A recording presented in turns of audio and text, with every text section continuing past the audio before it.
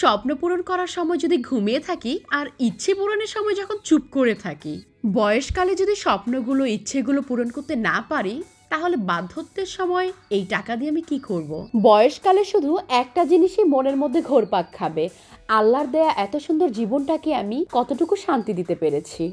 আসসালামু আলাইকুম বন্ধুরা, আপনারা সবাই কেমন আছেন? আশা করি সবাই ভালো আছেন। আলহামদুলিল্লাহ, আমি এবং আমার মা আমরা সবাই খুব ভালো আছি। বলুন তো আপনারা, আজকে আমি কোথায় যাচ্ছি?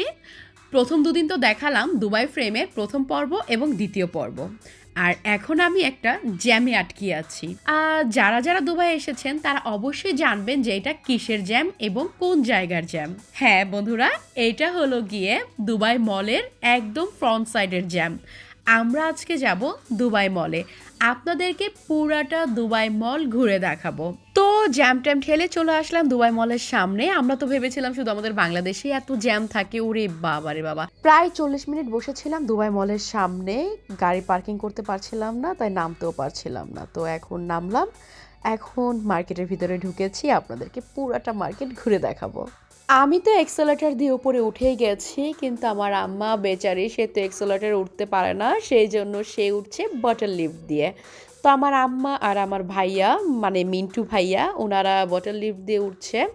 তো এখন দেখা হয়ে যাবে আমাদের সাথে। ওই যে আমার মা, হাই! আমার আম্মা আর আমাকে হাই দিচ্ছে, মাশাআল্লাহ।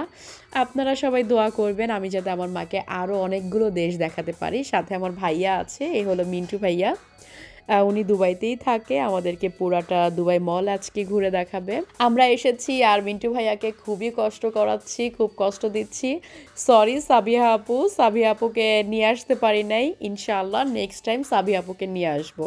এই হলো দুবাই মলের দোতলা। আর দুবাই মলটা ভেবেছিলাম ছোট, কিন্তু ওরে আল্লাহ, এটা এত বড় একটা মল।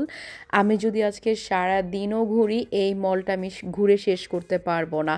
আমি এখন যে জায়গায় আছি এটা হলো গিয়ে একটা যে ফাউন্টেনগুলো আছে, সেই ফাউন্টেনের অপোজিটে, যেখান থেকে ঝর্ণার মতো পানি পড়ে, ওটার অপোজিটে আমরা আছি। একটু পরেই আমরা ওই ফাউন্টেনের এখানে যাব। তো দেখেন এই স্টিলের এসএস দিয়ে কত সুন্দর একটা ইয়ে বানিয়েছে, যেটা আর কি চোখে লাগার মতো। সত্যি কথা বলতে এই শোপিসটা যতবারই দেখছি ততবারই শুধু ভাবছি যে মাশাআল্লাহ, মানুষের মেধা কত ভালো, কত আপডেট হয়েছে, যে এত সুন্দর একটা জিনিস বানাচ্ছে। আমার মা বলতেছে যে আমাকে একটা ছবি তুলে দে। তো এখানে আমরা মার একটা ছবি তুললাম, দেন চলে আসলাম আমরা সেই ফাউন্টেনের কাছে, যেটা পৃথিবীর মনে হয় সবচেয়ে বড় মানুষের হাতে গড়া একটা ফাউন্টেন। মাশাআল্লাহ, কি সুন্দর ঝর্ণা, মনে হচ্ছে যে মানুষগুলো সাঁতার দিয়ে দিয়ে এখানে উপুত হয়ে হয়ে নামছে। এখানেও আমার কয়টা ছবি তুলে দিলাম, অনেক সুন্দর লাগছে দেখতে।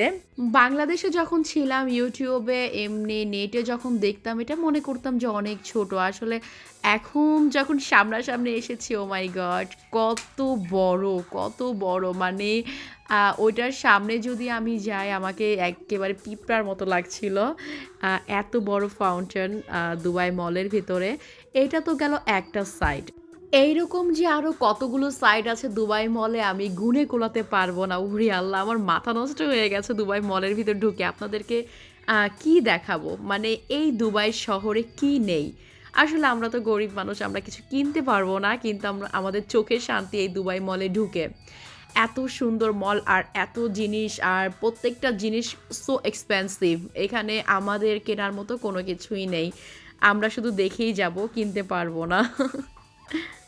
তো যাই হোক, আল্লাহর কাছে লাখ লাখ শুক্রিয়া যে আমরা আসতে পেরেছি দুবাই শহরে। আমার মাকে নিয়ে আমি দুবাই শহরটা দেখাতে পেরেছি, এটাই আমার কাছে অনেক কিছু।